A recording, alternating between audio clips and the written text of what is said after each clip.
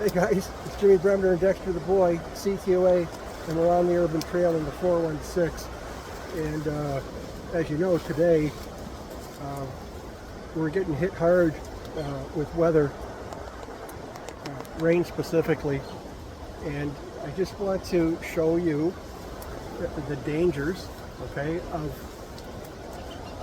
rapid running water. Water is the most challenging and demanding environment you could ever work in.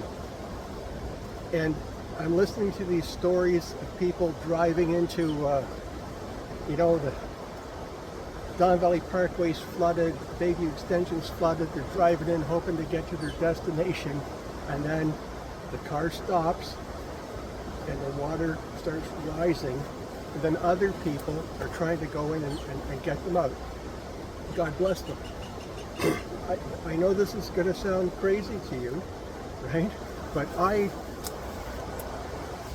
actually travel in my vehicles with about 60 feet of line so I can throw a line to somebody.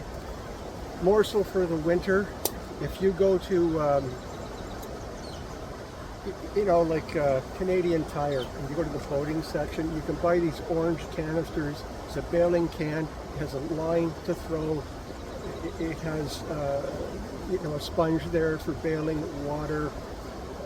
It's what you need if you have a watercraft in Ontario at least.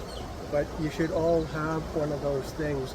And I would go as far to say it's not a bad idea to have a PFD flotation device with you, because you can read stories again and again about people that are trying to save their dogs, their kids. In fact, there was one this weekend, and it never ever works out at all.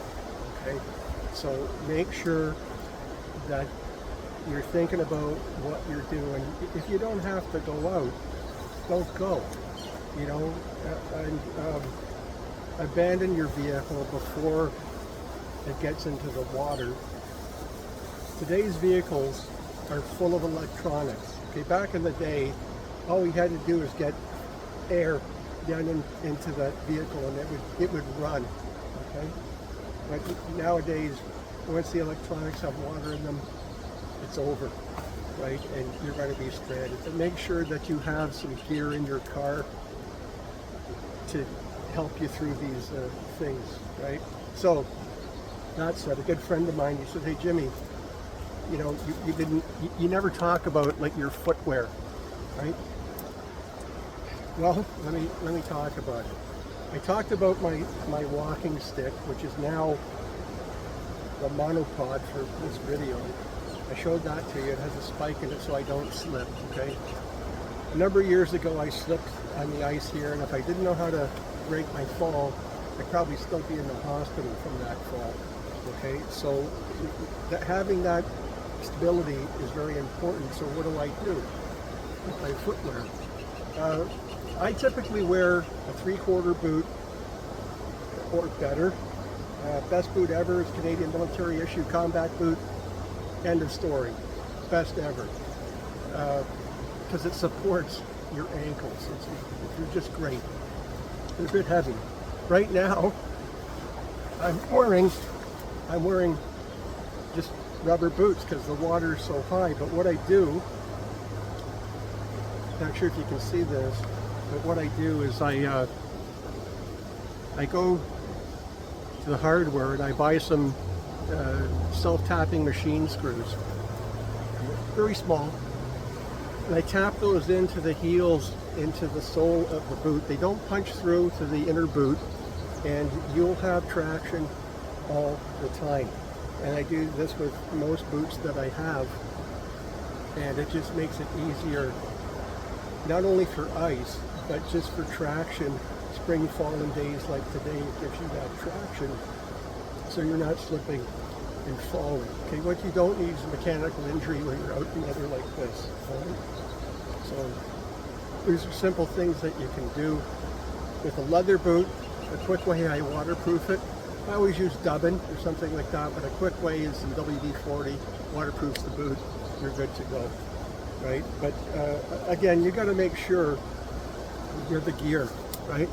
And in the winter, I wear a crampon, okay? These are not climbing crampons, but they're more for traction. You can pick them up at any of your outfitter stores, under $100, but they're great things. And even in the spring and fall when it's muddy, I wear those. So again, I'm not slipping, falling, that type of thing. So this is pretty fascinating what's going on behind me. I've got the long line for Dexter today. He's right beside me now, but I won't let him venture near the water, into the water, because again, I don't want to get into that situation. You know, so make sure that if you're going down, even to look at this, because it is fascinating, that you're looking after yourself, you're standing back from the water's edge, you have some gear to do a self-rescue if you had to do that.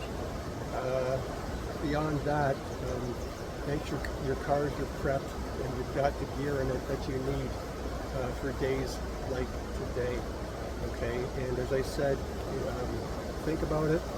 If you don't have to go somewhere, you don't have to go, right? So that's it. Sun's coming out now, but I expect it's going to pour in a second. So last thing I'll say, right now I have my rain pants on because I'm going to, as I said before, I'm going to wick up more water from the forest floor than I will from overhead. Once the rain comes, I got my Tasmanian tiger poncho, that'll go on and we'll be good. Okay, so make sure you've got the gear. Today, all my gear is in a dry bag, all right? And so I switch the gear out, I dump it in the dry bag. It protects everything for people, you know, you young people, that everything you have is electronic. You need a dry bag, okay? You need a dry bag. Simplest dry bag, 50-gallon drum lighter. So I'm in a bit of a hurry here because the water's coming up.